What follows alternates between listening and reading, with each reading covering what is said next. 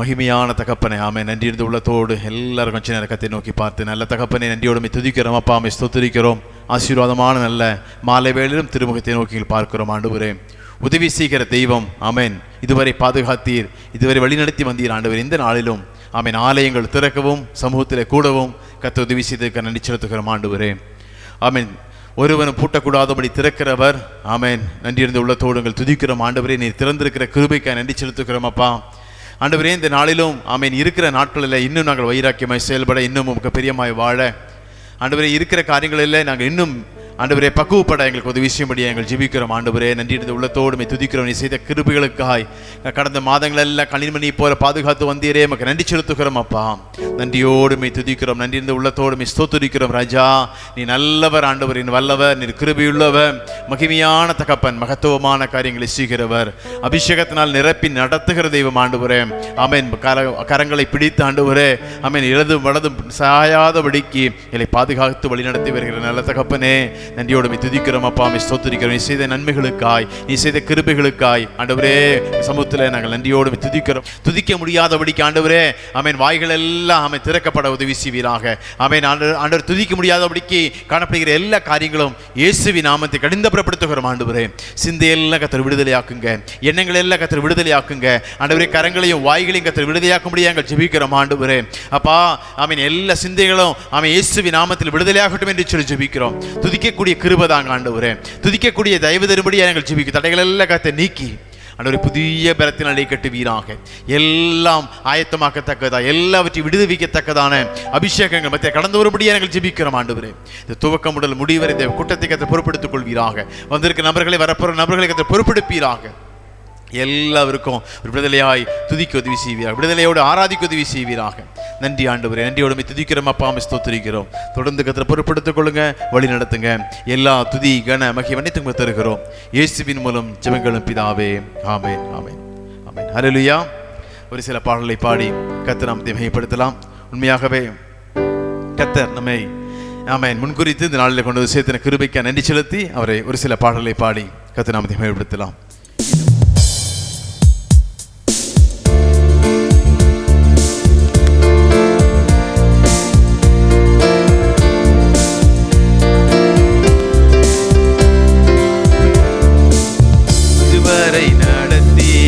குறைவின்றி காத்து மகிழ்வை தந்தீரே நன்றி ஐயா.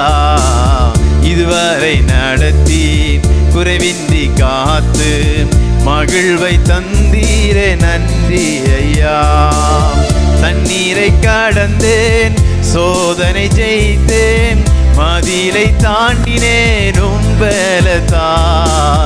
தண்ணீரை கடந்தேன், சோதனை ஜெயித்தேன், மதிலை தாண்டினேன் உம்பலத்தால். நன்றி நன்றி ஐயா, உம்மை உயர்த்திடுவேன். நன்றி நன்றி ஐயா, உம்மை உயர்த்திடுவேன். இதுவரை நடத்தி குறைவின்றி காத்து மகிழ்வை தந்தீரே நன்றி ஐயா. இதுவரை நடத்தி குறைவின்றி காத்து மகிழ்வை தந்தீரே நன்றி ஐயா. ஆபத்து நாளில் அனுகூலமான துணையுமானீரே நன்றி ஐயா. ஆபத்து நாளில் அனுகூலமான துணையுமானீரே நன்றி ஐயா. நன்றி நன்றி ஐயா, உம்மை உயர்த்திடுவேன். நன்றி நன்றி ஐயா.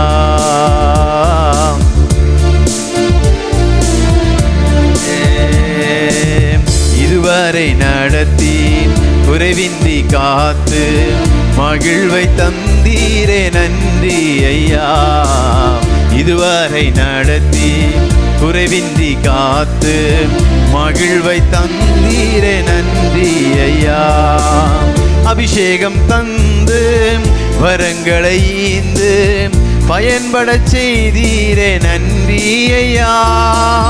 அபிஷேகம் தந்து வரங்களை ஈந்து பயன்பட செய்தீரே. நன்றி ஐயா, நன்றி நன்றி ஐயா.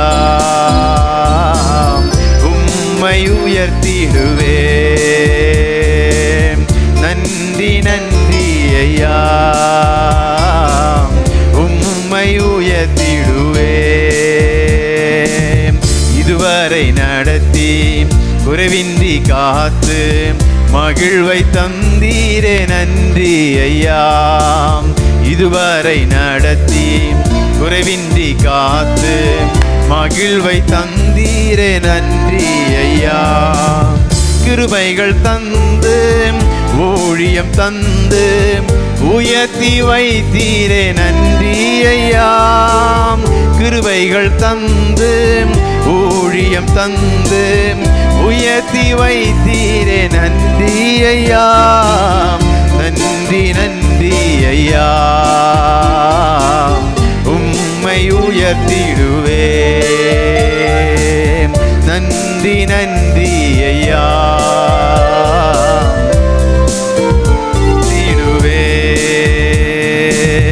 இதுவரை நடத்தி குறைவின்றி காத்து மகிழ்வை தந்தீரே. நன்றி ஐயா. இதுவரை நடத்தி குறைவின்றி காத்து மகிழ்வை தந்தீரே. நன்றி ஐயா. இதுவரை நடத்தி குறைவின்றி காத்து மகிழ்வை தந்தீரே. நன்றி ஐயா. தண்ணீரை கடந்தேன், சோதனை ஜெயித்தேன், மதிலை தாண்டினேன் உம்பலத்தால். தண்ணீரை கடந்தேன், சோதனை ஜெயித்தேன், மதிலை தாண்டினேன் உம்பலத்தால். நன்றி நன்றி ஐயா, உம்மை உயர்த்திடுவே. நன்றி நன்றி ஐயா, உம்மை உயர்த்திடுவே. நன்றி நன்றி ஐயா, உம்மை உயர்த்திடுவே. ஆமென். நன்றி. இந்த உள்ளத்தோடு துதிக்கும்படியாக வந்திருக்கிறோம். இந்த நாளிலும் நம்ம ஒன்று சேர்ந்து துதிக்க முடியாதபடிக்கு சில பிரச்சனைகள் போராட்டங்கள் இருந்தாலும் இந்த நாளில் கர்த்தர் விடுதலையோடு துதிக்க, விடுதலையோடு ஆராதிக்க உங்களையும் என்னையும் கர்த்தர் அழைத்து வந்திருக்கிறார். நல்ல தகப்பனை கொஞ்ச நேரம் நம்ம துதித்து அப்படி ஆராதிக்க போகிறோம். உள்ளத்தின் ஆழத்திலிருந்து விடுதலையோடு அவரை ஆராதிக்க சிந்தைகள் எல்லாம் நம்ம ஒருமுகப்படுத்தலாமா? தேவனை துதித்து பாடுவது தான் இன்பமும் ஏற்றதுமானது என்று வேதத்திலே வாசிக்கிறோம். தேவனை துதித்து பாடும்போது அவர் உண்மையாகவே நம் மத்தியில் பெரிய காரியங்களை செய்கிறவராய் கடந்து வருகிற தெய்வம். கொஞ்ச நேரத்தில் ஆராதிக்க போகிறோம். உள்ளத்தின் ஆழத்திலிருந்து அப்படியே அவருக்கு நன்றி செலுத்தி நல்ல தகப்பனை அவன் மனதார கொஞ்ச நேரம் கர்த்தரை பாடி ஆராதிக்க போகிறோம். ஆமென். கர்த்தர் உள்ளத்தின் ஆழத்தில் எல்லாம் எழுந்து நின்று தேவ சமூகத்தில் அப்படியே கொஞ்ச நேரம் கர்த்தரை ஆராதிக்க போகிறோம். ஒரு சில பாடலை பாடி உள்ளத்தின் ஆழத்திலிருந்து அவருக்கு பாடி அவருக்கு ஏற்ற பலிகளை செலுத்தி அவருக்கு ஏற்ற அங்கீகரிக்கக்கூடிய அந்த பலிகளை செலுத்தி நாம் ஆராதிக்க போகிறோம். அப்பா, எனக்கு செய்த நீ நன்மைகள் ஏராளமான வாழ்க்கையில் நம்ம செய்திருக்கிறார். அவர் செய்த நன்மைகள் எல்லாம் நன்றி இந்த உள்ளத்தோடு அவருக்கு சமூகத்தில் அர்ப்பணித்து செய்த நன்மைகளுக்கெல்லாம் நன்றி செலுத்தி அப்படியே நம்மை தாழ்த்தி ஆண்டு சமூகத்தில் பிற கிருபைகளை பெற்றுக்கொள்ளத்தக்கதாக நீ உள்ளத்தின் ஆழத்திலிருந்து அவருக்கு அப்படியே நன்றி செலுத்தி மணக்கண்களுக்கு முன்பாக அவரை கொண்டு வந்து நிறுத்தி பாதுகாத்த தெய்வம் அவர். நமக்கு அவருக்கு உருவம் இல்லாத தெய்வம், அவரை பார்க்கக்கூடாத சுத்த ஒளியில வாசம் பண்ணுகிற தெய்வம். அவர் கண்களை மூடி அவர் சமூகத்தில் அப்படியே நம்ம நினைத்து பார்க்கும்போது அப்படியே பரலோகத்தில் இருக்கிற அந்த தேவனை அப்படியே ஒரு நிமிஷம் அப்படியே எல்லாரும் நினைத்து பார்க்கலாமா? ஆதியும் அந்தவுமானவர், அல்பாவும் ஒமேகாவுமானவர், எல்லா தூதர்களும் அவர் பரிசுத்தர் பரிசுத்தர் பரிசுத்தர் என்று ஆமென் எல்லா நேரங்களும் சொல்லிக்கொண்டே இருக்கக்கூடிய கனத்துக்குரிய தகப்பனை நீங்கள் நானும் கொஞ்ச நேரம் பரிசுத்தர் என்று சொல்லி அவர் செய்த நன்மைகள் எல்லாம் நினைத்து பார்த்து உள்ளத்தின் ஆழத்திலிருந்து அப்படி அங்கும் இங்கு வேடிக்கை பார்க்காதபடிக்கு சிந்தைகள் எல்லாம் ஒருமுகப்படுத்தி ஆண்டு சமூகத்தில் கொஞ்சம் ஆராதிக்க போக, விடுதலையோடு ஆராதிக்க, ஆமீன், விடுதலையோடு அவரை துதிக்க. ஆமீன். எண்ணங்கள் எல்லாம் தடுமாறுமானால் ஆண்டவரே எங்களை தடுமாற்றங்களை கத்த நீக்கிங்க ஆண்டவரே. துதிக்க உதவி செய்யுங்க ஆண்டவரே. விடுதலையோடு ஆராதிக்க உதவி செய்வீராக. சிந்தையிலமை தரிசிக்க உதவி செய்வீராக. அந்த வேதம் சொல்லுகிறது, சுத்த இருதயமுள்ளவர்கள் பாக்கியவான்கள், அவர்கள் தேவனை தரிசிப்பார்கள் என்று வேதத்தில் வாசிக்கிறோமே. ஆண்டவரே, அந்த சுத்த இருதயத்தை கொடுப்பீராக. பரிசுத்தமுள்ள இருதயத்தை கொடுக்க முடியாது எங்களை வாஞ்சித்து இந்த நாளில் துதிக்கப் போகிறோம். நீ உள்ளத்தினால திறந்து அவரை பார்த்து, ஆமென் ஆமென், அவரை பார்த்து சொல்லலாமா? ஓ அப்பா, எனக்கு நீ செய்த நன்மைகள் ஆயிரம் ஆயிரமே. அப்பா, எனக்கு நீ செய்த நன்மைகள் ஆயிரம் ஆயிரமே. துதி அல்லேலூயா பாடி உம்மை ஆராதிப்பேனான். என்னை மீட்டெடுத்த இரட்சகரை போற்றி பாடுவேன். துதி அல்லேலூயா பாடி உம்மை ஆராதிப்பேனாம். என்னை மீட்டெடுத்த இரட்சகரை போற்றி பாடுவேன். அப்பா, எனக்கு நீ செய்த நன்மைகள் ஆயிரம் ஆயிரமே. அப்பா, எனக்கு நீ செய்த நன்மைகள் ஆயிரம் ஆயிரமே. ஒரு கோடி நன்மையிலும் உம்மை நான் அறிந்தது பாக்கியம் பாக்கியமே.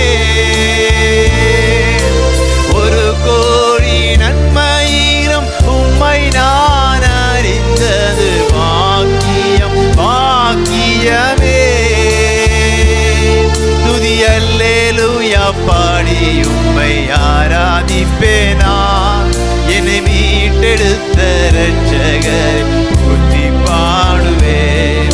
துதி அல்லேலூயா பாடி உம்மை ஆராதிப்பேனான். மீட்டெடுத்த இரட்சகரை போற்றி பாடுவேன். அப்பா, எனக்கு நீ செய்த நன்மைகள் ஆயிரம் ஆயிரம். கரங்களை தட்டி பாடலாமா? அப்பா, எனக்கு நீ செய்த நன்மைகள் ஆயிரம் ஆயிரமே. அப்பா, எனக்கு நீ செய்த நன்மைகள் ஆயிரம் ஆயிரமே. அறியாத நேரத்திலும் தெரியாத பாதையிலும் என்னை நீ நடத்தினீரே. அறியாத நேரத்திலும் தெரியாத பாதையிலும் என்னை நீ நடத்தினீரே. துதி அல்லேலூயா பாடி உம்மை ஆராதிப்பேனான். என்னை மீட்டெடுத்த இரட்சகரை போற்றி பாடுவேன். துதி அல்லேலூயா பாடி உம்மை அல்ல சொல்லலாம் அவரை பார்த்து போற்றி பாடுவேன். அப்பா, எனக்கு நீ செய்த நன்மைகள் ஆயிரம் ஆயிரமே. அப்பா, எனக்கு நீ செய்த நன்மைகள் ஆயிரம் ஆயிரமே. கரம் பிடித்து நடத்தினீரே, கண்மணி போல் காத்தீரே. நீரே என் மேய்ப்பனல்லோ. கரம் பிடித்து நடத்தினீரே, கண்மணி போல் காத்தீரே. நீரே என் மீட்பரல்லோ. துதி அல்லேலூயா பாடி உம்மை ஆராதிப்பேனான். என்னை மீட்டெடுத்த இரட்சகரை போற்றி பாடுவேன். துதி அல்லேலூயா பாடி உம்மை ஆராதிப்பேனான். என்னை மீட்டெடுத்த இரட்சகரை போற்றி பாடுவேன். அப்பா, எனக்கு நீ செய்த நன்மைகள் ஆயிரம் ஆயிரமே. அப்பா, எனக்கு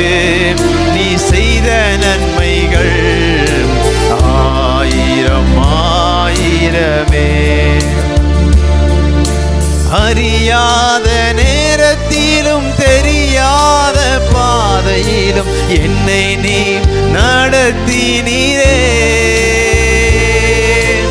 அறியாத நேரத்திலும் தெரியாத பாதையிலும் என்னை நீ நடத்தினீரே. துதி அல்லேலூயா பாடி உம்மை ஆராதிப்பேன் நான். என்னை மீட்டெடுத்த இரட்சகரை போற்றி பாடுவேன். துதி அல்லேலூயா பாடி உம்மை ஆராதிப்பேன் நான். என்னை மீட்டெடுத்த இரட்சகரை போற்றி பாடுவேன். அப்பா எனக்கு நீ செய்த நன்மைகள் ஆயிரம் ஆயிரமே. அப்பா எனக்கு நீ செய்த நன்மைகள் ஆயிரம் ஆயிரமே.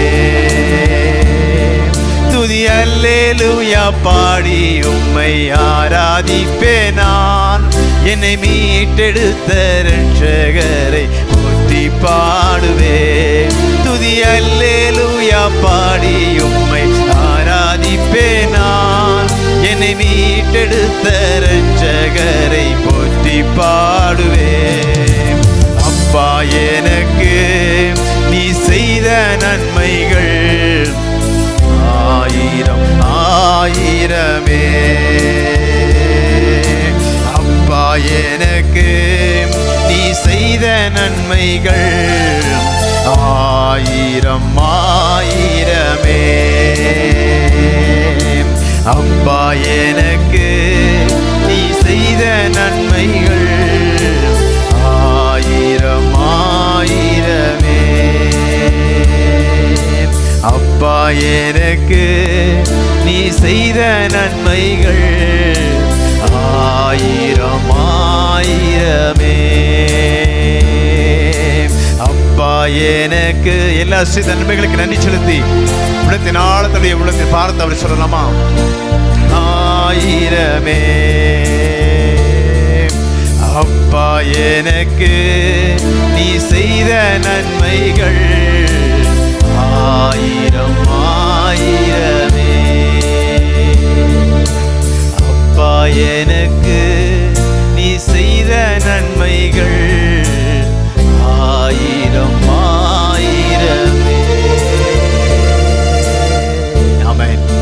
வாழ்க்கையில் செய்த நன்மைகள் எல்லாம் நினைத்து அப்படி கண்களை மூடின வண்ணமாய் அப்படி ராஜாவை பார்த்து உருவாக்கின தெய்வத்தை பார்த்து நன்றி செலுத்தும்படியாய் வந்திருக்கிறோம். நம்ம வாழ்க்கையில எத்தனையோ இடர்கள் இந்த உலகமே சந்தித்து விட்டாலும் உங்களையும் என்னையும் கர்த்தர் பாதுகாத்து இருக்கிறார். கிருபையாய் பாதுகாத்த நல்ல தகப்பனை நோக்கி பார்த்து அப்படியே உள்ளத்தின் ஆழத்திலிருந்து அவருக்கு நன்றி செலுத்தி, ஆண்டவரே கிருபையாய் பாதுகாத்தீங்களே, கிருபையாய் வழி நடத்தினீங்களா ஆண்டவரே. ஆமென். நம்ம வாழ்க்கையில பிரச்சனைகள் போராட்டங்கள் நம்ம வீதியெல்லாம் சுத்திட்டு இருந்த போதும் எந்த பிரச்சனையும் அணுகாதபடிக்கு, எந்த போராட்டமும் மேற்கொள்ளாதபடிக்கு பாதுகாத்தாரே. எந்த பலவீனமும் இந்த கடந்த நாட்களில் வராதபடி பாதுகாத்தாரே. எந்த சுகவீனமும் நம்மை அணுகாதபடிக்கு குறைவில்லாமல் பாதுகாத்த நல்ல தகப்பனே. அவர் உள்ளத்தின் ஆழத்திலிருந்து நன்றி செலுத்தலாமா? அவர் பாதுகாத்த கிருபைகளை நினைத்து மனசுல உள்ளங்கையிலே வரைந்து வைத்திருக்கிற தெய்வம் அவர். உங்களையும் என்னையும் உள்ளங்கையிலே வரைந்து வைத்திருக்கிற என்று வேதம் சொல்லுகிறது.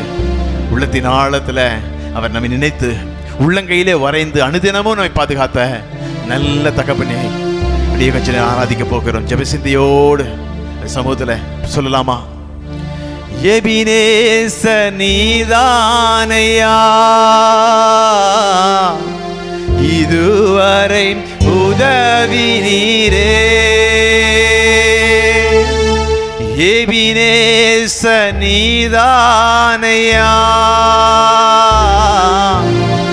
இதுவரை உதவி நீரே. எல்ரோயி எல்ரோயி என்னையும் கண்டீரே, எப்படி நான் நன்றி சொல்வேன். எல்ரோயி எல்ரோயி என்னையும் கண்டீரே, எப்படி நான் நன்றி சொல்வேன். நன்றி நன்றி ஐயா, கோடி கோடி நன்றி ஐயா. நன்றி நன்றி ஐயா, கோடி கோடி ஐயா. மறவாமல் நினைத்தீரையா, மனதார நன்றி சொல்வேன். என்னை மறவாமல் நினைத்தீரையா, மனதார நன்றி சொல்வேன். இரவும் பகலும் என்னை நினைத்து இதுவரை நடத்தினீரே. இரவும் பகலும் என்னை நினைத்து இதுவரை நடத்தினீரே. நன்றி நன்றி ஐயா, கோடி கோடி நன்றி ஐயா. நன்றி நன்றி ஐயா, கோடி கோடி ஐயா. பலவீன நேரங்களில் உம்பலன் தந்தீரையா. பலவீன நேரங்களில் உம்பலன் தந்தீரையா. சுகமானேன் சுகமானேன், தழும்புகளால் சுகமானேன், என் குடும்ப மருத்துவ நீரே. சுகமானேன் சுகமானேன், தழும்புகளால் சுகமானேன், என் குடும்ப மருத்துவ நீரே. நன்றி நன்றி ஐயா, கோடி கோடி நன்றி ஐயா. நன்றி நன்றி ஐயா, கோடி கோடி நன்றி ஐயா. மறவாமல் நினைத்தீரையா, மனதார நன்றி சொல்வேன். என்னை மறவாமல் நினைத்தீரையா, மனதார நன்றி சொல்வேன். இரவும் பகலும் என்னை நினைத்து இதுவரை நடத்தினீரே. இரவும் பகலும் என்னை நினைத்து இதுவரை நடத்தினீரே. நன்றி நன்றி ஐயா, கோடி கோடி நன்றி ஐயா. நன்றி நன்றி ஐயா, கோடி கோடி நன்றி ஐயா. தடைகளை உடைத்தீரையா, தள்ளாட விடவில்லையே. தடைகளை உடைத்தீரையா, தள்ளாட விடவில்லையே. சோர்ந்து போன நேரமே நேரமெல்லாம் தூக்கி என்னை சுமந்து வாக்கு தந்து தேற்றினீரே. சோர்ந்து போன நேரமெல்லாம் தூக்கி என்னை சுமந்து வாக்கு தந்து தேற்றினீரே. நன்றி நன்றி ஐயா, கோடி கோடி நன்றி ஐயா. நன்றி நன்றி ஐயா. எல்லா உள்ளத்தின் ஆழத்தின் ஒரு பார் சொல்லலாமா? ஓ மறவாமல் நினைத்தீரையா, மனதார நன்றி சொல்வே. என்னை மறவாமல் நினைத்தீரையா, மனதார நன்றி சொல்வே. இரவும் பகலும் என்னை நினைந்து இதுவரை நடத்தினீரே. இரவும் பகலும் என்னை நினைந்து இதுவரை நடத்தினீரே. நன்றி நன்றி ஐயா, கோடி கோடி நன்றி ஐயா. நன்றி நன்றி ஐயா, கோடி கோடி நன்றி ஐயா. ஆண்டவரே, இதுவரை பாதுகாத்தீரே, இதுவரை பாதுகாத்து வழிநடத்தி வந்த நல்ல தகப்பனுக்கு உள்ளத்தின் ஆழத்திலிருந்து நன்றி செலுத்துகிறோம். ஆண்டவரே, தொடர்ந்து கர்த்தரை பொறுப்பெடுத்துக் கொள்ளுங்க, வழி நடத்துங்க. எல்லா துதி கன மகிமை அனைத்துக்கும் தருகிறோம் இயேசுவின் மூலம் ஜெபங்களும் பிதாவே, ஆமென். தானியேலின் புஸ்தகத்தை நாம் பார்த்து கொண்டிருக்கிறோம். உண்மையிலே உத்தம ஜீவியம் செய்ய விரும்புகிற ஒவ்வொரு வாலிபர்களும் இந்த தானியேலின் சரித்திரத்தை படிக்க வேண்டும். உண்மையாய் கர்த்தருக்கு வைராக்கியமாக ஜீவிக்க முடியுமா என்ற கேள்வி இருக்கிற ஒவ்வொரு வாலிபர்களும் இந்த தானியேலின் சரித்திரத்தை கற்றுக்கொள்ள வேண்டும். ஏனென்றால் நான் ஏற்கனவே சொன்னது போல சுமார் 16 வயதிலே அந்நிய தேசத்திலே அந்நிய ராஜாவின் கீழே அந்நிய தேவர்களை ஆராதிக்கும் நாட்டிலே பெயர்கள் மாற்றப்பட்டு, உடைகள் மாற்றப்பட்டு, உணவு வகைகள் மாற்றப்பட்டு, உற்றார் உறவினர்கள் இல்லாத ஒரு தேசத்தில் தானியேல் என்கிறதான ஒரு வாலிபன் வாழ்ந்தான். அவனிலே காணப்பட்ட ஒன்றே ஒன்று, தான் தேவனுக்காக வாழ வேண்டும், தான் எப்படி ஆயிலும் தீட்டுப்படக்கூடாது என்ற ஒரே நோக்கம் அந்த வாலிபனுக்கு இருந்தது. தன்னுடைய நாட்டிலே பெற்றோரை இழந்து ராஜ குலத்திலிருந்து அந்த அந்தஸ்துகள் அந்த ஆஸ்திகள் யாவும் இழந்து அடிமை நிலைக்கு தள்ளப்பட்டவனாக பாபிலோன் தேசத்திலே வாழ்ந்து கொண்டிருக்கிற அந்த தானியேல் விக்கிரக ஆராதனைகள், களியாட்டுகள், மது, உலக சிற்றின்பங்கள், யாரும் காணாத தேசம், யாரும் கண்டிக்க இல்லாத அந்த தேசத்தில் நான் தீட்டுப்படுவதில்லை என்று உறுதியாய் நின்றான் அந்த வாலிபன் தானியேல். அதன் நிமித்தமாக கர்த்தர் தானியேலோடு கூட இருந்தார்.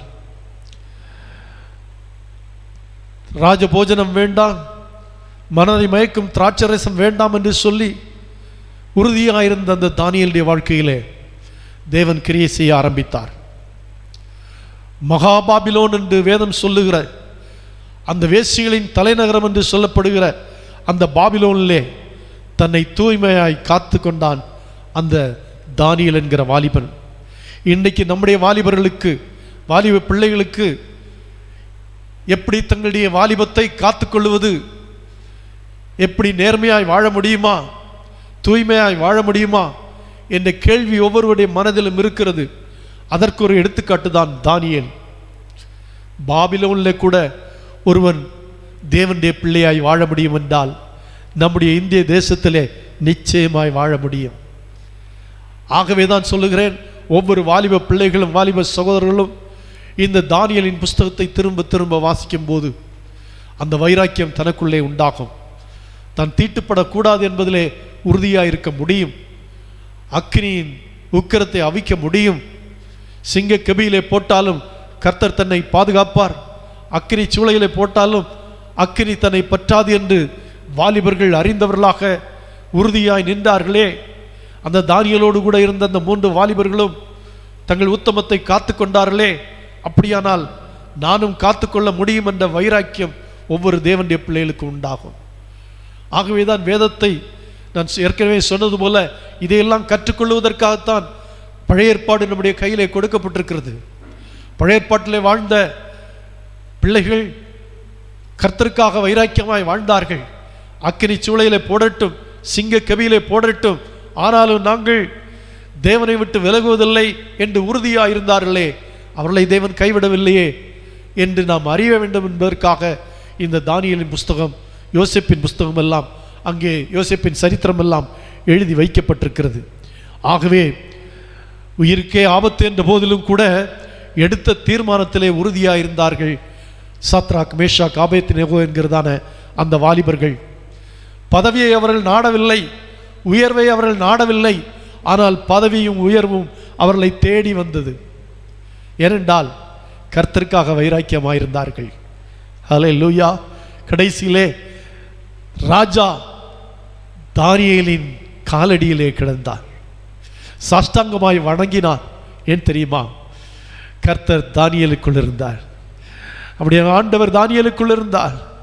அவன் தானியேலுடைய பாதத்தில் விழவில்லை, தானியேலுக்குள்ள இருந்த தேவனுடைய பாதத்தில் விழுந்தான்.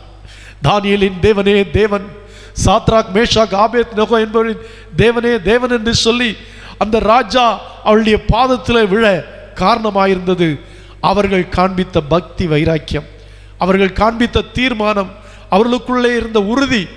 அதைத்தான் நாமும் நம்முடைய வாழ்க்கையிலே அந்த உறுதியை நாம் பற்றி கொள்ள வேண்டும். உறுதியுள்ள மனவுடையவர்களாக நாம் காணப்பட வேண்டும். எந்த சூழ்நிலையிலும் நாம் நம்முடைய வாழ்க்கையில விட்டு கொடுக்கிறவர்களாக அல்ல, தேவனுடைய காரியங்களிலே உறுதியாக இருக்கிறவர்களாக நாம் காணப்பட வேண்டியது அவசியமாக இருக்கிறது. தலைகுனிந்த வாழ்க்கை இருந்த அந்த தேசத்தில் தலை நிமிர்ந்து நடந்தார்கள் அந்த வாலிபர்கள். ஹல்லேலூயா, ஹல்லேலூயா, ஹல்லேலூயா. தேவனுக்கும் மனுஷருக்கும் பிரியமாக நடந்தார்கள். ஆகவே கர்த்தர் அவர்களை ஒரு தனித்தன்மை வாய்ந்த மனிதர்களாக ஏற்படுத்தினார். அந்த தேசத்தில் அவர்களை உயர்த்தினார், உயர்த்தினார், உயர்த்தினார் என்று சொல்லப்பட்டிருக்கு. இன்றைக்கு வாலிபர்கள் உயர விரும்புகிறார்கள், உயர்வதற்கான முயற்சிகளை எடுக்கிறார்கள். ஆனால் உயர்வதில்லை. ஏன் தெரியுமா? இதெல்லாம் அவருடைய மாம்சீகமான முயற்சி. எல்லாவற்றை விட்டு, ஆண்டவரே நீர் என்னுடைய வாழ்க்கையில் என்ன வைத்திருக்கிறீரோ அதை நான் அடைந்து கொள்வேன், நான் உமக்காக வாழ்வேன், பக்தி வைராக்கியமாய் வாழ்வேன், என்னை நான் காத்துக்கொள்வேன் என்று பக்தி வைராக்கியமாய் வாழ்வோமானால் தேவனே நம்மை உயர்த்துகிறவர், நம்முடைய தலையை உயர்த்துகிறவர். அவரின் தலையை உயர்த்துகிறார் என்று சொல்லப்பட்டிருக்கிறதே, அவர்தான் நம்முடைய தலையை உயர்த்த வேண்டும். ஆகவே முதலாவது தேவனுடைய ராஜ்யத்தையும் அவருடைய நீதியையும் தேடுவோமானால் கர்த்தர் நம்முடைய தலையை உயர்த்துவார், கர்த்தர் நம்மை ஆசீர்வதிப்பார். ராஜாக்கள் உடைய ஒளியிடத்துக்கு நடந்து வருவார்கள் என்று சொல்லப்பட்டதே. அன்றைக்கு ராஜா தானியேலுடைய பாதத்திலே கிடந்தான். அருமையான தேவனுடைய பிள்ளைகளே, நாமும் அந்த தேவாதி தேவனுக்கு உண்மை உத்தமாக வாழ்வோமானால் நம்முடைய வாழ்க்கையிலும் கூட கர்த்தர் அப்படியே செய்வார் என்பதிலே சந்தேகமே இல்லை. சரி இருக்கட்டும். கடந்த வாரத்திலே நாம் தானியேல் சொப்பனத்தை சொல்லுகிறதை பார்த்தோம். ராஜா ஒரு ஆச்சரியமான காரியம் என்னவென்றால், ராஜா கண்ட சொப்பனத்தையே சொல்லும் அளவுக்கு தானியேலுக்கு கிருபை கிடைத்திருந்தது. அர்த்தத்தை சொல்லும் கிருபை அநேகருக்கு இருக்கிறது, ஆனால் கண்ட சொப்பனத்தையே சொல்லும் கிருபை தானியேலுக்கு மட்டும்தான் இருந்தது. அது தானியேலுடைய வாழ்க்கை, அது தானியேல் அடைந்திருந்த தேவ கிருபை, அது தானியேல் தேவனுக்கு முன்பாக உண்மை உத்தமமாக இருந்ததினாலே அந்த ராஜா ராத்திரியிலே கண்ட சொப்பனத்தை ராஜாவே மறந்து போனான். ஏனென்றால் அந்த கண்ட சொப்பனம் சாதாரணமான சொப்பனம் அல்ல, வித்தியாசமான உலோகங்கள், பொன், வெண்கலம், களிமண், இரும்பு, தலை, இருதயம், பாதங்கள், விரல்கள் ஒவ்வொன்றும் ஒவ்வொரு உலோகங்களால் இருந்தது. ஆகவே அதை ஞாபகத்தில் வைத்துக்கொள்ள ராஜாவாலே முடியவில்லை. ஏதோ ஒரு சொப்பனத்தை கண்டேன், அது தன்னை எழுப்பிவிட்டது, தன்னை தூங்க விடவில்லை, ஏதோ ஒன்று நடக்கப் போகிறது என்பதை மட்டும் ராஜா அறிந்திருந்தான். அவன் இந்த சொப்பனத்தை மறந்து போனான்.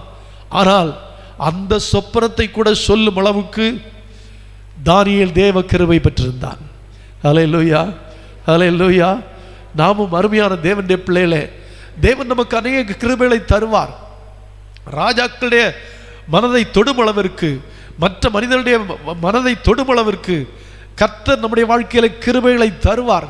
இது ஒரு வித்தியாசமான கிருபை. அதுவரை இந்த உலகத்தில் நாம் வாசித்தோம் அல்லவா, இப்படி மாம்சமானவர்களுக்குள்ளே வாசம் பண்ணாத தேவனே ஒழிய வேறு யாரும் இதை சொல்ல முடியாது என்று ஜோசியக்காரர்கள் ஞானிகள் எல்லாம் சொல்லுகிறார்கள். அப்படிப்பட்ட காரியத்தை தானியேல் அங்கு சொன்னார் என்றால் எவ்வளவு விசேஷித்த ஒரு கிருபை. தானியேலுக்குள் விசேஷித்த ஆவியும் விசேஷித்த கிருபை இருந்தது. அதை அவன் காத்து கொண்டான். நமக்குள்ளும் அப்படிப்பட்ட கிருபைகள், நமக்கும் அப்படிப்பட்ட வரங்களும் எல்லாம் இருக்கிறது.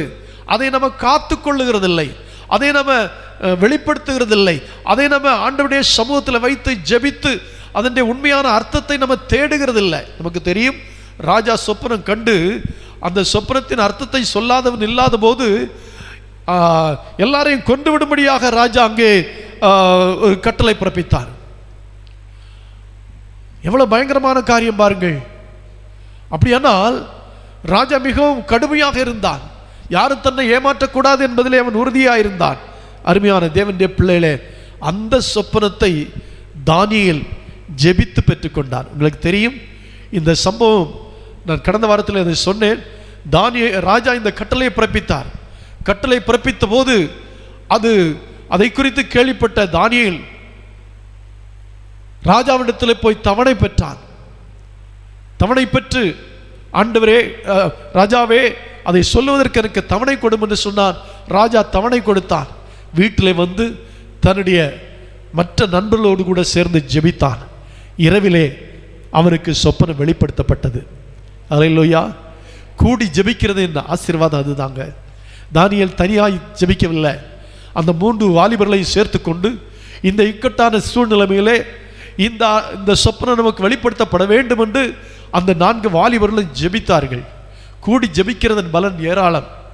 அதனால 2 3 பேர் நாமத்தினால் எங்கே இருக்கிறீர்களோ அவள் மத்தியில் நான் இருக்கிறேன் என்று ஆண்டவர் சொன்னாரே. கூடிக்கொள்ளுங்கள், 2 3 பேரை சேர்ந்து ஜெபிக்க ஆரம்பியுங்கள். வெளிப்படுத்தப்படாத மறைமுறைகள் வெளிப்படுத்தப்படும், ராஜாவின் காரியங்கள் வெளிப்படுத்தப்படும், தேவனுடைய உலகத்தின் காரியங்கள் வெளிப்படுத்தப்படும், நடக்கப் போகிற காரியங்கள் வெளிப்படுத்தப்படும். ஆகவே கூடி சேர்ந்து ஜெபிக்கிறதின் அனுபவம் தான் அன்றைக்கு தானியேலுடைய வாழ்க்கையிலே அந்த அற்புதம் நடப்பதற்கு காரணமாக இருந்தது. அல்லேலூயா. 2ஆம் அதிகாரம் 28ஆம் வசனத்திலே வாசிக்கும் போது, பரலோகத்தில் இருக்கிற தேவன் கடைசி நாட்களில் சம்பவிப்பதை ராஜாவாகிய நேபுகாத்நேச்சாருக்கு தெரிவித்திருக்கிறார். தேவன் தாம் செய்ய போகிறதை மறைத்து வைக்கிறவர் அல்ல, வெளிப்படுத்துகிற தேவனாயிருக்கிறார்.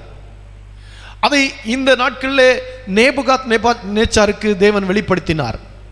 ஏனென்றால் அன்று இரவிலே நேபுகாத்நேச்சார் படுத்திருக்கும் போது அவனுடைய படுக்கையிலே அவனுக்கு ஒரு நினைவு உண்டாயிற்று. இனி சம்பவிக்கிற போகிறது என்ன என்ற நினைவுகள் அவனுக்குள்ளே இருந்தது. அடுத்த வசனம் அப்படித்தான் சொல்லப்பட்டிருக்கிறது. இனி சம்பவிக்க போகிறது என்ன என்கிற நினைவுகள் அவனுக்குள்ளே எழும்பிற்று.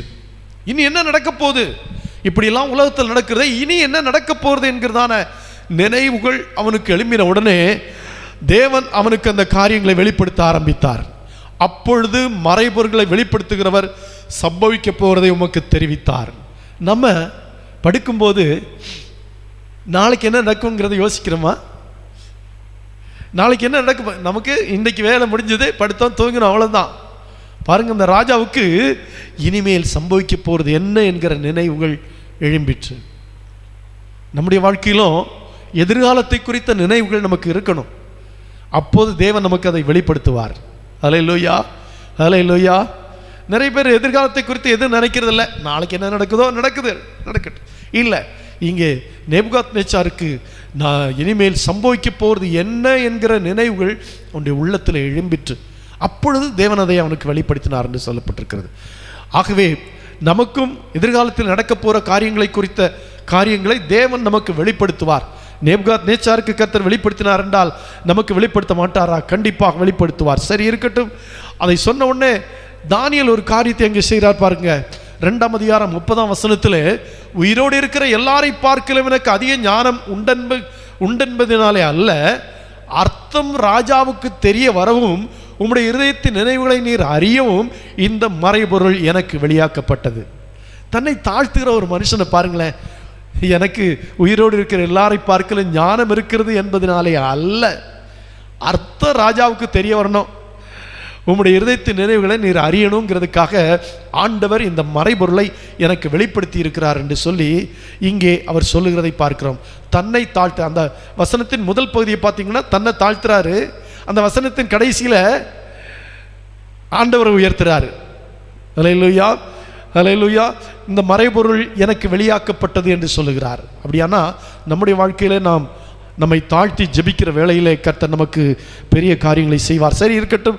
இந்த சொப்பனங்களை கடந்த வாரத்திலே நாம் பார்த்தோம். அந்த சொப்பனம் உண்மையிலே இந்த சொப்பனத்தை குறித்து நிறைய வியாக்கியானங்கள் சொல்லுவார்கள், பெரிய வியாக்கியானம். இது அந்த தானியேலின் நாட்கள் துவங்கி உலகத்தின் முடிவு பரியந்த நடக்க போகிற பல காரியங்களை இந்த சொப்பனமானது வெளிப்படுத்துகிறது.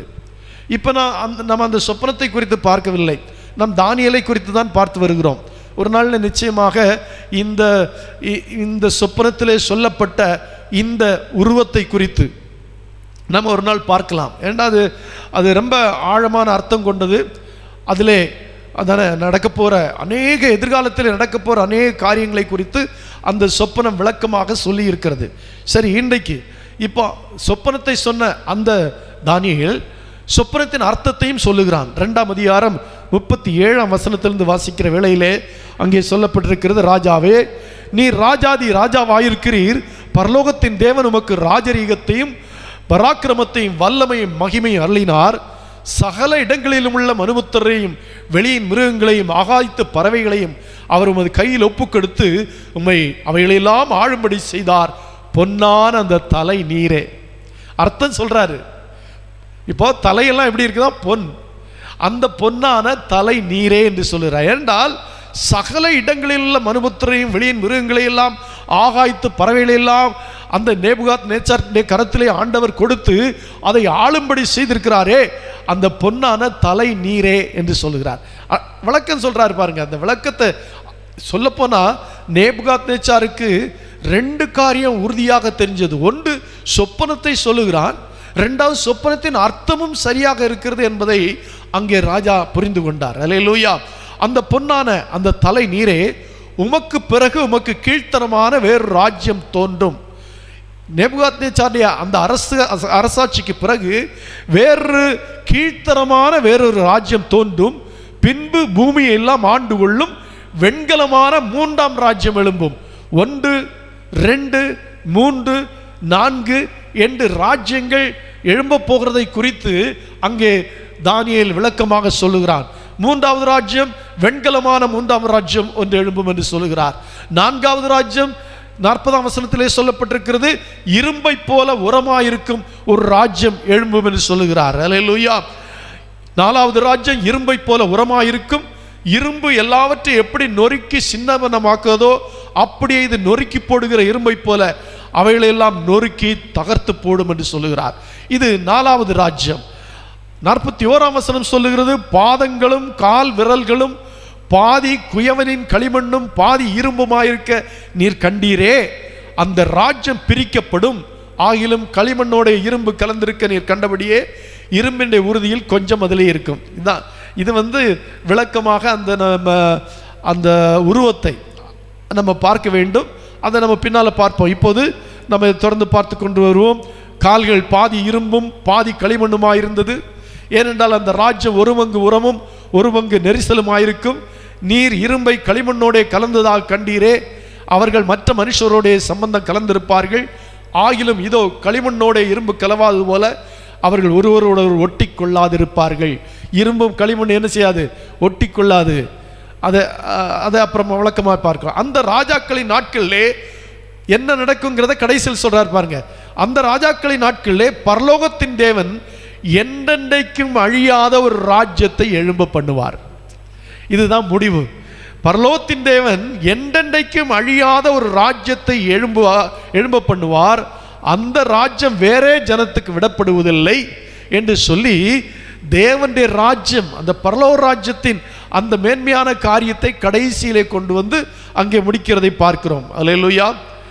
45ஆம் வசனத்தில் இனிமேல் சம்பவிக்க போகிறதை மகாதேவன் ராஜாவுக்கு தெரிவித்திருக்கிறார்.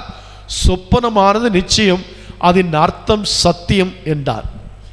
கொஞ்சம் கூட சந்தேகம் இல்லாதபடி இருக்கலாம் என்றெல்லாம் சொல்லாதபடி சொப்பனமானது நிச்சயம் இதுதான், இதனுடைய அர்த்தமும் சத்தியம் உண்மை இதுதான் என்று சொல்லி சொப்பனத்தையும் அர்த்தத்தையும் கொஞ்சம் கூட என்ன சொல்ல சந்தேகத்திற்கு இடமில்லாதபடி தானியேல் நேபுகாத் நேச்சாருக்கு சொன்னான். அல்லேலூயா. 46ஆம் வசனம் சொல்லுகிறது, அப்பொழுது ராஜாவாகிய நேபுகாத் நேச்சார் முகங்குப்புற விழுந்து தானியேலை வணங்கி அவனுக்கு காணிக்கை செலுத்தவும் தூபம் காட்டவும் கட்டளையிட்டான். அல்லேலூயா, அல்லேலூயா.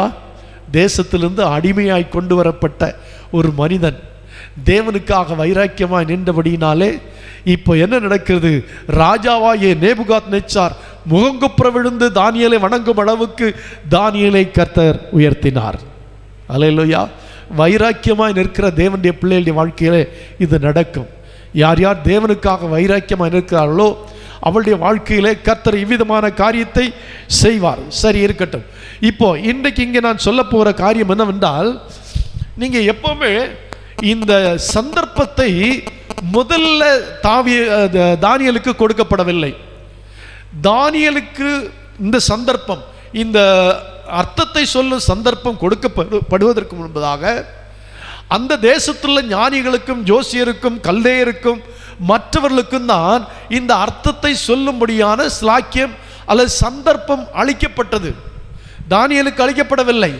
தானியேல் அதை கேள்விப்பட்டு தான் வந்து அந்த அர்த்தத்தை சொல்லுவேன் என்று சொன்னானே தவிர யாரும் தானியேலுக்கு அந்த சந்தர்ப்பத்தை அளிக்கவில்லை. சொல்லப்போனா தானியேலுக்கு இருந்ததான அந்த பெரிய ஞானம் அந்த ராஜாவுக்கு தெரியும். நேபுகாத் நேச்சாருக்கு 1ஆம் அதிகாரம் 20ஆம் வசனத்திலேயே சொல்லப்பட்டிருக்கிறது, ஞானத்துக்கும் புத்திக்கும் அடுத்த எந்த விஷயத்தில் ராஜா அவர்களை கேட்டு விசாரித்தானோ அதிலே தன் ராஜ்யம் எங்கும் உள்ள சகல சாஸ்திரிகளிலும் ஜோசியர்களும் அவர்களை 10 மடங்கு சமர்த்தராக கண்டான். பாருங்க, 1ஆம் அதிகாரம் 20ஆம் வசனத்திலேயே ராஜா அவர்களை சகல சாஸ்திரிகளிலும் ஜோசியர்களை காட்டிலும் 10 மடங்கு சமர்த்தராக கண்டாலும் இந்த அர்த்தத்தை சொல்லும்படியான சந்தர்ப்பத்தை அல்லது அந்த சொல்லும்படியான அந்த வேலை யாருக்கு கொடுக்கல? ராஜா தானியேலுக்கு கொடுக்கவே இல்லை. இது எதற்காக இப்படி சொல்லப்பட்டிருக்கும் என்றால்,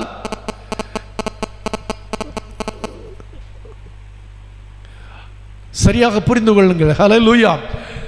தானியேலுடைய வாழ்க்கையில இந்த ராஜா அவனை அழைத்து, நீ 10 மடங்கு சமர்த்தன் தானே, இதனுடைய அர்த்தத்தை சொல்லு அல்லது இந்த சொப்பனத்தை சொல்லு என்றவன் சொல்லவில்லை. தானியேல் தானாகவே அந்த சந்தர்ப்பத்தை தன்னுடைய வாழ்க்கையில ஏற்படுத்தி கொண்டான். நமக்கு எவ்வளவு கிருபைகள் இருந்தாலும் நமக்கு முதல் சந்தர்ப்பம் எங்கேயுமே கொடுக்கப்படுவதில்லை. முதல் சந்தர்ப்பம் எப்போதுமே கொடுக்கப்படுவதில்லை. அதற்கு ஒரு சில உதாரணங்களை நான் இங்கே உங்களுக்கு சொல்ல விரும்புகிறேன். நீங்க பாருங்க, யோசேப்புடைய சம்பவத்தில் நீங்க பார்த்தீங்கன்னா, அங்கே பார்வோன் ஒரு சொப்பனம் கண்டான். அந்த பார்வோன் சொப்பனத்தை கண்டபோது யோசேப்புக்கு அந்த அர்த்தத்தை சொல்லும் ஸ்லாக்கியம் முதல்ல கிடைக்கல.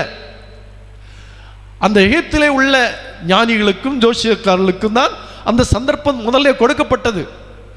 அவர்களால் முடியாமல் ஆன போதுதான் பானமாத்திரக்காரன் ராஜாவிடத்தில் சொன்னான், நான் இங்கே சிறைச்சாலையில் இருக்கும்போது அங்கே ஒரு எபிரேய வாலிபன் இருந்தான், அவன் எங்களுடைய சொப்பனத்திற்கெல்லாம் அர்த்தம் சொன்னான் என்று சொன்னபோது ராஜா யோசேப்பை அழைப்பித்து கொண்டு வந்து அந்த சொப்பனத்துக்கு அர்த்தத்தை கண்டு கொண்டான். அல்லேலூயா. அப்போ அங்கே பாருங்க, யோசேப்புக்கு கூட முதல் சந்தர்ப்பம் கொடுக்கப்படவில்லை. எப்போதுமே இரண்டாவது சந்தர்ப்பம் தான் தேவனுடைய பிள்ளைகளுக்கு கிடைக்கும். ஒருவேளை நம்ம வேலை செய்கிற இடத்துல கூட இருங்களேன், நம்முடைய திறமையை யாரும் கணக்கிட மாட்டாங்க, நம்முடைய திறமைக்கு தக்கதான வேலையை நமக்கு கொடுக்க மாட்டாங்க, நம்முடைய திறமையை பாராட்ட மாட்டாங்க. ஆனால் நாள் வரும், நம்முடைய திறமையை வெளிப்படும். அல்லேலூயா. நம்மை எடுத்து பயன்படுத்தும்படியான வேலை கண்டிப்பாக வரும். ஆகவே முதலாவது சந்தர்ப்பம் எனக்கு கொடுக்கப்படவில்லையே, என்னை கண்டுக்கவே இல்லையே. நிறைய பேர் அப்படித்தான், நிறைய பேர் சொல்றது கேட்டிருக்கிறேன், நான் ரொம்ப கடினமாக உழைக்கிறேன் பாஸ்டர், ஆனால் எனக்கு அந்த சந்தர்ப்பம் கொடுக்கப்படவே இல்லை, என்னை கண்டுக்கவே மாட்டாங்கிறார்கள். அல்லேலூயா. ஏனென்றால் அங்கே காலமே பார்வோனுடைய மனம் கலக்கம் கொண்டிருந்தது. அப்பொழுது அவன் எகிப்துள்ள சகல மந்திரவாதிகளையும் சகல சாஸ்திரிகளையும் அழைப்பித்து அவர்களுக்கு தன் சொப்பனத்தை சொன்னான். ஒருவராலும் அதன் அர்த்தத்தை பார்வோனுக்கு சொல்லக்கூடாமற் போயிற்று. அப்பொழுதுதான் 14ஆம் வசனம் சொல்லி இருக்கிறது, பார்வோன் யோசேப்பை அழைப்பித்தான், அவனை தீவிரமாய் காவல் கிடங்கிலிருந்து கொண்டு வந்தாங்க. அப்படின்னா என்ன? முதல் சந்தர்ப்பம் கிடைக்காவிட்டாலும் கொஞ்சம் வெயிட் பண்ணுங்க, நம்முடைய தருணம் வரும். நம்மை ஆண்டவர் குறித்த வேலை வரை அமைதியா இருக்க சொல்லி இருப்பார். அல்லேலூயா. ஏன் இன்னொரு சந்தர்ப்பத்தை கூட நாம் பார்க்கிறோம். 1 ராஜாக்கள் புஸ்தகம் 18ஆம் அதிகாரம் 23ஆம் வசனத்தில் வாசிக்கும் போது எலியா பலியிட போகிறான். எலியா பலியிட போகும்போது அங்கே எலியா சொல்லுகிறான், நீங்கள் 2 காளைகளை கொண்டு வாருங்கள், அவைகளை தெரிந்து கொண்டு சந்து சந்தாக அவைகளை துண்டித்து நெருப்பு போடாமல் விறகுகள் மேல் வைக்க கடவர்கள். நான் மற்ற காளையை அப்படியே செய்து நெருப்பு போடாமல் விறகுகள் மேல் வைப்பேன். இப்போ அந்த சம்பவத்தை அங்கே சொல்றாரு. இப்படி நம்ம செய்யணும். செய்யும்போது வானத்திலிருந்து யார் பலியிடும் போது வானத்திலிருந்து அக்கினி இறங்கி பட்சிக்கிறதோ அந்த தேவனே தேவன் என்று சொல்லி எலியா சொல்லுகிறார். அல்லேலூயா. நீங்க பாருங்க, அப்பவும் கூட அந்த பாகாலின் தீர்க்கதரிசிகளுக்கு தான் முதலிடம் கொடுக்கப்பட்டது. எலியா அவர்களை பார்த்து சொல்றான், நீங்களே முதல்ல செய்யுங்க. 25ஆம் வசனத்தில் அப்பொழுது எலியா பாகாலின் தீர்க்கதரிசிகளை நோக்கி, நீங்கள் அநேகர் ஆனதால் நீங்களே முந்தி ஒரு காளையை தெரிந்து கொண்டு அதை ஆயத்தம் பண்ணி நெருப்பு போடாமல் உங்கள் தேவனுடைய நாமத்தை சொல்லி கூப்பிடுங்கள் என்றான். முதல் சந்தர்ப்பம். நான் தான் சொல்றேன், நம்முடைய வாழ்க்கையிலே நாம முதல்ல பயன்படுத்தப்பட மாட்டோம், முதல்ல ஆசீர்வதிக்கப்பட மாட்டோம், முதல்ல மேன்மைப்படுத்த மாட்டோம், முதல்ல நம்மளை யாரும் அங்கீகரிக்க மாட்டாங்க. ஆனால் நாட்கள் வரும்போது, கர்த்தர் குறித்த வேலை வரும்போது கர்த்தர் நம்மை உயர்த்துவார், கர்த்தர் நம்மை ஆசீர்வதிப்பார். ஆகவே நம்ம எதை கண்டும் நம்மளை பயன்படுத்தவில்லையே அல்லது நமக்கு அந்த சந்தர்ப்பம் கிடைக்கவில்லையே என்று சொல்லி நம்ம கலங்கக்கூடாது, தயங்கக்கூடாது. கர்த்தர் ஒரு வேலையை குறித்திருப்பார். அந்த வேலை வரும்போது தானாகவே நம்மை தேடி அந்த சந்தர்ப்பம் வரும். இங்கே பார்க்கிறோம், முதலாவது பாகாலின் தீர்க்கதரிசிகள் என்ன செய்கிறார்கள்? அங்கே அந்த பலியை செலுத்த ஆரம்பிக்கிறார்கள். 26ஆம் வசனத்தில் வாசிக்கிறோம், தங்களுக்கு கொடுக்கப்பட்ட காளை அவர்கள் வாங்கி அதை ஆயத்தம் பண்ணி, பாகாலே எங்களுக்கு உத்தரவு அருளும் என்று காலை தொடங்கி மத்தியானம் மட்டும் பாகாலின் நாமத்தை சொல்லி கூப்பிட்டார்கள். ஆனாலும் ஒரு சத்தம் பிறக்கல. மறு உத்தரவு கொடுப்பாரு இல்லை. அவள் கட்டின பலிபீடத்துக்கு எதிரே குதித்து என்ன செய்தார்கள்? ஆடினார்கள் என்று சொல்லப்பட்டிருக்கிறது. மத்தியான வேளையில் எலியா அவர்களை கூப்பிட்டு சொன்னான், உங்கள் தேவனாமே அவன் தியானத்தில் இருப்பான் போல் இருக்கிறது, அவன் தூங்கினாலும் தூங்குவான் என்று சொல்லி இப்பொழுது தன்னுடைய காளையை வாங்கி அங்கே என்ன செய்கிறான்? தன்னுடைய பலிபீடத்தை அவன் செப்பனிட்டு அந்த காளையை சந்து சந்தாக வெட்டி அந்த இடத்துல வைத்து தேவனை நோக்கி கூப்பிடுகிறான். அல்லேலூயா, அல்லேலூயா. ஆச்சரியமா இருக்கிறது. என்ன ஒரு சின்ன ஜெபம் பண்ணார் 37ஆம் வசனத்தில், கர்த்தாவே நீ தேவனாய் கர்த்தர் என்றும் தேவரீர் தங்கள் இருதயத்தை மறுபடியும் திருப்பீர் என்றும் இந்த ஜனங்கள் அறியும்படிக்கு என்னை கேட்டருளும் என்றான். அப்பொழுது கர்த்தரிடத்திலிருந்து அக்கினி இறங்கி அந்த சர்வாங்க தகன பலியையும் விறகுகளையும் கற்களையும் மண்ணையும் பட்சித்து வாய்க்காலில் இருந்த தண்ணீரையும் நக்கி போட்டது. அல்லேலூயா. ஏன் நான் இதை சொல்றேன்னா, எப்பவுமே நம்ம முந்திக்க வேண்டாம், நம்ம வெயிட் பண்ணுவோம். நம்முடைய வேலை வரும்போது கர்த்தர் நம்மை உயர்த்துவார். நம்முடைய வேலைக்காக, தேவன் நமக்காக வைத்திருக்கிற அந்த வேலைக்காக நம்ம காத்திருப்போம். அல்லேலூயா, அல்லேலூயா. இங்கேயும் அப்படித்தான். தேவன் அவர்களுக்கு முதல் தருணத்தை எலியா அவர்களுக்கே கொடுத்தான். ஆமாம், உலக மனிதர்களுக்கு தான் எப்போதுமே முதலிடம். நம்ம ஒரு இடத்துல போவோம், எங்கேயாவது ஒரு மீட்டிங் நடந்து கொண்டிருக்குன்னு வைத்துக்கொள்வோம். நம்ம எவ்வளவு நல்லவங்களாக இருந்தாலும் நமக்கு தருணம் கிடைக்காது. சும்மா சாதாரண காலி பசங்களுக்கெல்லாம் தருணம் கிடைக்கும், ஆனால் நமக்கு தருணம் கிடைக்காது. ஆனால் ஒன்றை புரிந்து கொள்ளுங்கள், ஆண்டவர் நம்ம எந்த இடத்துல உயர்த்த வேண்டும் என்று தீர்மானம் பண்ணியிருக்கிறாரோ, முன்குறித்திருக்கிறாரோ, அந்த இடத்திலே அந்த வேளை வரும்போது கர்த்தர் நம்மை உயர்த்தவே உயர்த்துவார். அல்லேலூயா, அல்லேலூயா. ஆகவே முதல் தருணம் கிடைக்கவில்லை என்று சொல்லி யாரும் கவலைப்பட வேண்டிய அவசியம் இல்லை. அல்லேலூயா. உங்களுக்கு இன்னொரு சம்பவம் தெரியும் பாருங்க. சாமுவேலை கூப்பிட்டு ஆண்டவர் அனுப்பினார். ஈசாயின் குமாரனில் ஒருவனை நீ போய் என்ன செய்ய, அபிஷேகம் பண்ணு என்று சொன்னார். 1 சாமுவேல் 16ஆம் அதிகாரத்திலே சொல்லப்பட்டிருக்கிறது. அங்கே சாமுவேலிடத்தில் ஆண்டவர் சொன்னார், ஈசாயின் குமாரனில் ஒருவனை ராஜாவாக நீ அபிஷேகம் பண்ண வேண்டும் என்று சொன்னபோது சாமுவேல் ஈசாயின் வீட்டுக்கு சென்றான். ஈசாயின் வீட்டுக்கு சென்று அவருடைய புத்திரர்களை எல்லாம் வரும்படி சொன்னான். எல்லாரும் வரிசையாய் வந்தார்கள். 11 பேர் வந்து விட்டார்கள். அல்லேலூயா, வந்து விட்டார்கள். ஆண்டவர் ஒவ்வொருவரையாய் பார்த்து சொன்னார், இவன் இல்லை, இவன் இல்லை, இவன் இல்லை என்று சொன்னார். கடைசியிலே சாமுவேல் ஈசாயை பார்த்து கேட்டான், உனக்கு இவ்வளவு குமாரர்கள் தான் உண்டா என்று கேட்டான். இல்லை, இன்னும் ஒருவன் இருக்கிறான், அவன் ஆடுகளை மேய்த்து கொண்டிருக்கிறான் என்று சொன்னார். அல்லேலூயா. அவனை வரவழை, அவன் வருவது வரையிலும் நான் புசிப்பதில்லை என்று சொல்லி தண்ணீர் கூட குடிக்காம சாமுவேல் அங்கே உட்கார்ந்திருந்தான். அல்லேலூயா, அல்லேலூயா. சாமுவேல் வந்தபோது ஆண்டவர் சொன்னார், இவன் தான், இவனை அபிஷேகம் பண்ணு என்று சொன்னார். முதல் சந்தர்ப்பம் தாவீதுக்கு கிடைக்கல. முதல் சந்தர்ப்பம் தாவீதுக்கு கிடைக்கல, அவனுடைய மற்ற சகோதரர்களுக்கு தான் கிடைத்தது. ஆனாலும் தேவன் தாவீதுக்காக வைத்திருந்ததை தாவீதை தவிர வேறு யாரும் அடைய முடியல. நான் இந்த மாலை வேளையில் உங்களுக்கு அதான் சொல்றேன், நமக்காக தேவன் வைத்திருக்கிறதை யாரும் முந்தி போய் வாங்கிக்க முடியாது, யார் அதை பறித்து கொள்ள முடியாது, யார் அதை எடுத்துக்கொள்ள முடியாது, நம்முடைய யாரும் தட்டி பறித்து கொள்ள முடியாது. நமக்காக வேலை வரும் வரையிலும் கர்த்தர் அதை வைத்திருப்பார். அல்லேலூயா. அது உலக ஆசீர்வாதங்களாக இருக்கட்டும், உலக மேன்மைகளாக இருக்கட்டும், அது வேலையாக இருக்கட்டும், அது ஒரு திருமணமாக இருக்கட்டும், அல்லது உலகத்தில் நமக்கு கிடைக்க வேண்டிய பொக்கிஷங்களாக இருக்கட்டும், சுதந்திரங்களாக இருக்கட்டும், எதுவானாலும் தேவன் நமக்காக வைத்திருக்கிற வேலை வேறு ஒருவரும் பெற்றுக்கொள்ள முடியாது. அவர்கள் முந்திக்கொண்டு போனாலும் அவர்களுக்கு கிடைக்காது. அதுதான் இந்த தாவீதுடைய சம்பவத்தில் நாம் பார்க்கிறோம். மற்ற எல்லா சகோதரர்களும் வரிசையாக இருக்கிறார்கள். தான் தானோ தன்னைத்தான் அபிஷேகம் பண்ண போறாரோ என்று ஒவ்வொருவராக, மூத்தவன் இளைவன், இளையவன் இளையவன் இளையவன் வரிசையாக வந்து கொண்டிருக்கிறார். ஒவ்வொருவரையும் ஆண்டவர் இல்லை, இவன் இல்லை, இவன் இல்லை, இவன் இல்லை என்று தள்ளி கொண்டிருக்கிறார். தாவீது வரும் வரையிலும் அங்கே சாமுவேல் புசிக்காமல் குடியாமல் இருந்தான். தாவீது வந்தபோது இவன் தான் ஆக்கும், இவனை அபிஷேகம் பண்ணு என்று சொன்னபோது அவன் அபிஷேகம் பண்ணப்பட்டான். அருமையான தேவனுடைய பிள்ளைகளே, நம்மை குறித்து தேவன் வைத்திருக்கிறதான திட்டங்கள் தேவன் நம்மை கொண்டு நிறைவேற்றுவார். அதுவரையில் நம்ம பொறுமையோடு காத்திருக்க வேண்டும், ஆண்டவருடைய சமூகத்தில் காத்திருக்க வேண்டும். ஆண்டவரே, என்னுடைய காலங்கள் கடந்து போகிறதே, என்னுடைய வேலைகள் கடந்து போகிறதே, இன்னும் இது நடக்கவில்லையே என்று நம்ம சோர்ந்து போகக்கூடாது. நமக்கென்று கர்த்தர் வைத்திருக்கிறதான காலங்களும் நேரங்களும் உண்டு. அல்லேலூயா. அதற்காக நாம் காத்திருக்க வேண்டியது அவசியமாயிருக்கிறது என்பதை இங்கே நாம் புரிந்து கொள்ள வேண்டியது அவசியமாயிருக்கிறது. சரி, இன்னொரு சம்பவத்தை நாம் பார்க்கும்போது நமக்கு நன்றாக தெரியும். கானா ஒரு கல்யாண வீட்டிலே ஒரு சம்பவத்தை நாம் பார்க்கிறோம். அங்கே திராட்சரசம் பரிமாறினார்கள். முதலாவது ஆண்டவர் தண்ணீரை திராட்சரசமாய் மாற்றின அந்த ரசம் பரிமாறப்படவில்லை. அங்கே பரிமாறப்பட்டது என்ன? அந்த மனிதர்களால் உண்டாக்கப்பட்ட அந்த திராட்சரசம் தான் பரிமாறப்பட்டது. அதைத்தான் அவர்கள் எல்லாம் பரிமாறினார்கள். அவள் தான் அதை வாங்கி பருகினார்கள். ஆனால் வேளை வந்தது, திராட்சரசம் குறைபட்ட போது தண்ணீரை அவர் திராட்சரசமாய் மாற்றினார்.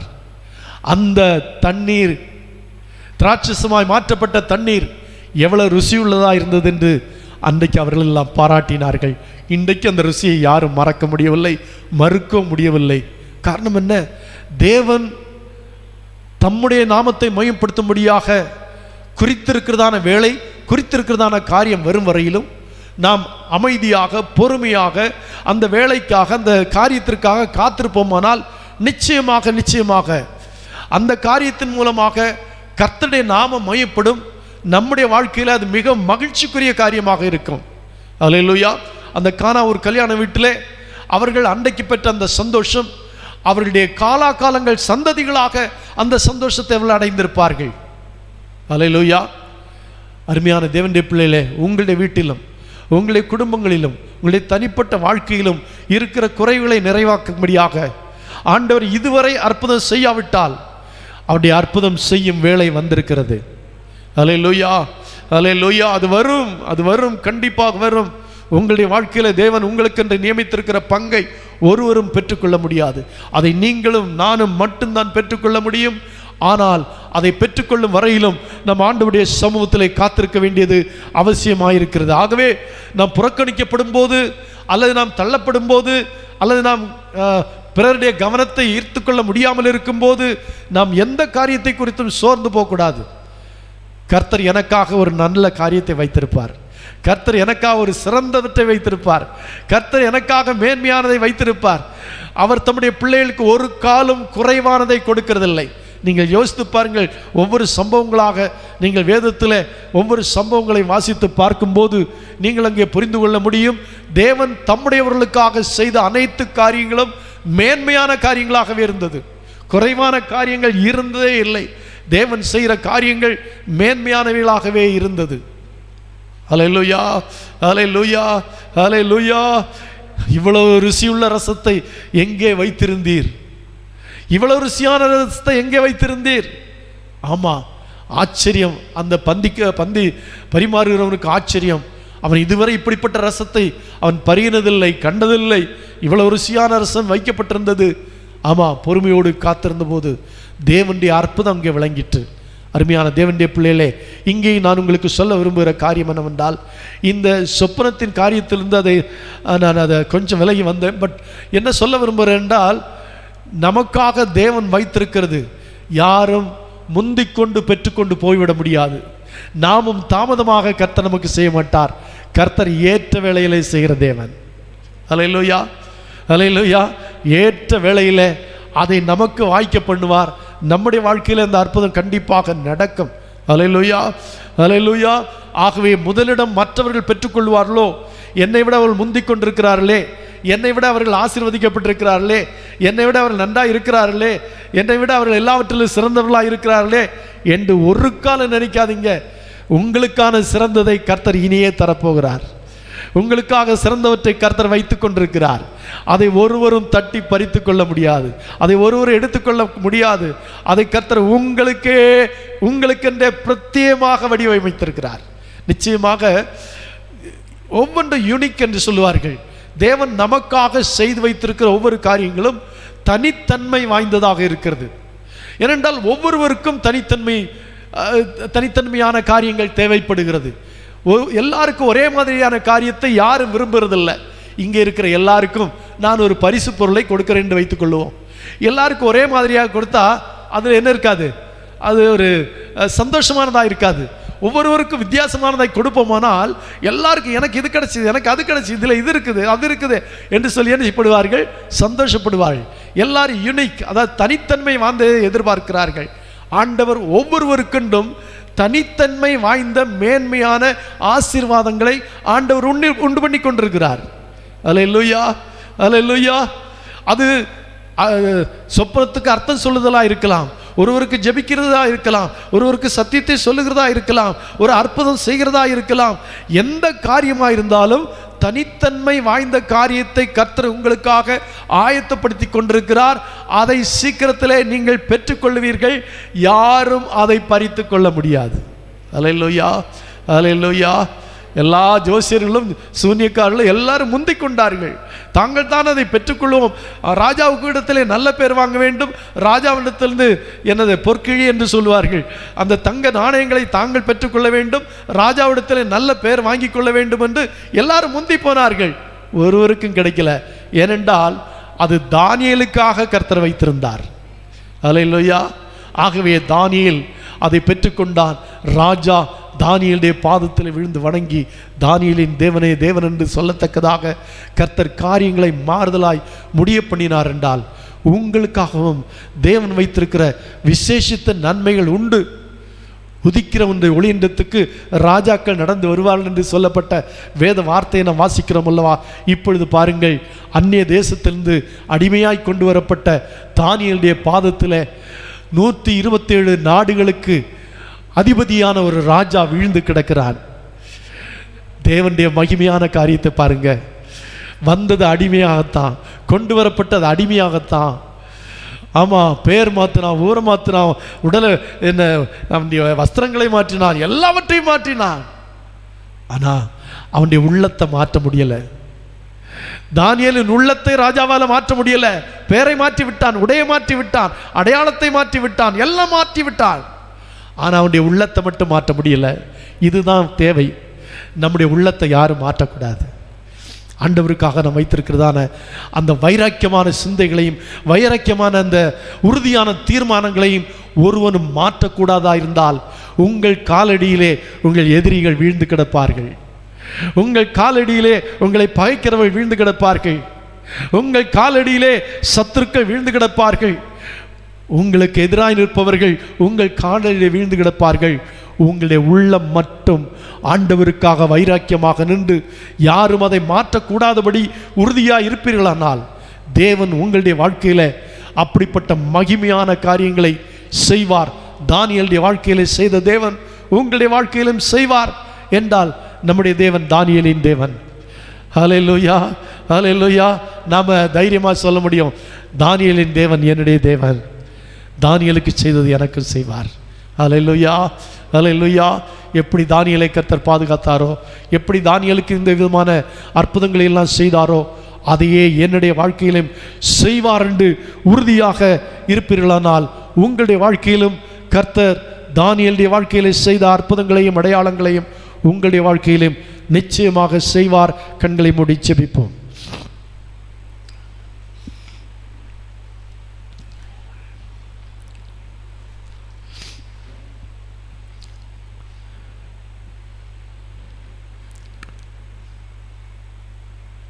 தேவனுடைய மகத்தான செய்கை இதுவே. நாம் வாழ்கிற இடத்திலே அடிமைகளாய் வாழ்ந்தாலும், வாழ்கிற இடத்திலே நாம் கேட்பாரற்றவர்களாக, கவனிப்பாரற்றவர்களாக, தருணம் கொடுக்கப்படாதவர்களாக காணப்பட்டாலும் நாட்கள் வரும், நாட்கள் வரும். கர்த்தர் எந்த இடத்திலே நாம் தலை குனிந்தோமோ அந்த இடத்திலே தலை நிமிர்ந்து நிற்கத்தக்கதாக கர்த்தர் நம்முடைய வாழ்க்கையை மாற்றுவார். அதிலே சந்தேகமே இல்லை. ஆனால் ஒன்றே ஒன்று, இந்த உலகம் உங்களை மாற்றிவிடக்கூடாது. இந்த உலகத்தார் உங்களை மாற்றிவிடக்கூடாது. உங்கள் உள்ளம் ஆண்டவருக்காக வைராக்கியமாக நிற்கிறதா இருக்க வேண்டும். உங்கள் உள்ளத்திலே தேவனை குறித்த அந்த அந்த அந்த அக்கினி பற்றி எரிந்து கொண்டிருக்க வேண்டும். தேவனுக்காக பக்தி வைராக்கியம் உங்களுடைய உள்ளத்தில் எப்போதும் காணப்பட வேண்டும். அப்படியானால் தானியேலை போல உயர்த்தப்படும் நாட்கள் வெகு தொலைவில் இல்லை. கர்த்தர் உங்களை அவ்விதமாக உயர்த்துவார், ஆசீர்வதிப்பார். உள்ளத்தில் ஒரு தீர்மானம் எடுத்துக்கொள்ளுவோம். எப்படி தானியேல் தான் தீட்டுப்படக்கூடாது என்பதிலே உறுதியாயிருந்தானோ அதே போல நம்முடைய வாழ்க்கையில் என்னதான் நடந்தாலும் தீட்டுப்படுவதற்கு நான் என்னை ஒப்புக் கொடுக்க மாட்டேன் என்று உறுதியான தீர்மானமுடையவர்களாக, அது ராஜ போஜனத்தினாலே இருக்கட்டும், வேறு எதனாலே இருக்கட்டும், நான் தீட்டுப்படுவதில்லை. ஆண்டவருக்கு எடுத்த காரியத்திலே என்னுடைய மனதை யாரும் மாற்ற முடியாது, என்னுடைய வாழ்க்கையை யாரும் மாற்ற முடியாது. கர்த்தருக்காக எடுத்த தீர்மானங்களிலே நான் உறுதியாய் நிற்பேன், என்னதான் வந்தாலும் என்று உறுதியாய் நிற்போமாகில் நாம் உயர்த்தப்படும் நாட்கள் வெகு தொலைவிலே இல்லை. கண்டிப்பாக உயர்த்தப்படுவோம். அந்த உள்ளத்தோடு கூட ஜெபிப்போமா? எங்களை மிகவும் அன்பாய் நேசிக்கிற எங்கள் நல்ல பிதாவே, இந்த மாலை வேளைக்காக நாங்கள் உமக்கு நன்றி செலுத்துகிறோம். இந்த மாலை வேளையில் தானியேல் என்கிறதான ஒரு சாதாரண மனிதனை மனிதனாய் மாற்றின அற்புதத்தை நாங்கள் பார்க்கிறோம். ஒரே ஒரு கிருபையை கொடுத்து, சொப்பனத்துக்கு அர்த்தம் சொல்லுகிற ஒரு கிருபையை கொடுத்து 127 நாடுகளின் ராஜாவாகிய நேபுகாத்நேச்சார் தானியேலின் பாதத்திலே விழும்படியாக கர்த்தர் காரியங்களை மாறுதலாய் மாற்றினீரே, அதே போல எங்களுடைய வாழ்க்கையிலும் கிருபைகளை தாரும், வரங்களை தாரும் ஆண்டவரே. அநேக கிருபைகளை பெற்றுக்கொண்டு நாங்களும் உமக்காய் வாழ ஆண்டவரே பக்தி வைராக்கியமாய் வாழ்ந்து உம்முடைய நாமத்தை மையப்படுத்த நாங்கள் ஆண்டவரை விழுந்து கிடந்த இடத்துல எழுந்து நிற்க, நாங்கள் தலை குனிந்த இடத்துல நிமிர்ந்து நடக்க கர்த்தர் எங்களுடைய தலையை உயர்த்துவீராக. அப்படி நீ செய்ய போவதற்காக நாங்கள் உமக்கு நன்றி செலுத்துகிறோம். எங்களுடைய வாழ்க்கையிலே தேவன் செய்திருக்கிறதான எல்லா மகத்தான நன்மைகளுக்காகவும் நாங்கள் உமக்கு நன்றி செலுத்துகிறோம். எங்களை தாழ்த்தி உம்முடைய கரத்திலே அர்ப்பணிக்கிறோம். நீர் தொடர்ந்து எங்களை வழிநடத்தும், ஆசீர்வதியும், உம்முடைய நாமத்தை மையப்படுத்தும். சகல துதி கன மகிமை நீரை எடுத்துக்கொள்ளும். இயேசுவின் மூலம் ஜெபங்களும் பிதாவே, ஆமேன். என் ஆத்துமாவே கர்த்தரை ஸ்தோத்திரி, என் முழு உள்ளமையோடு பரிசுத்த நாமத்தை ஸ்தோத்திரி. என் ஆத்துமாவே கர்த்தரை ஸ்தோத்திரி, கர்த்தர் செய்த சகல உபகாரங்களையும் மறவாதே. ஆமேன். ஹல்லேலூயா, ஹல்லேலூயா.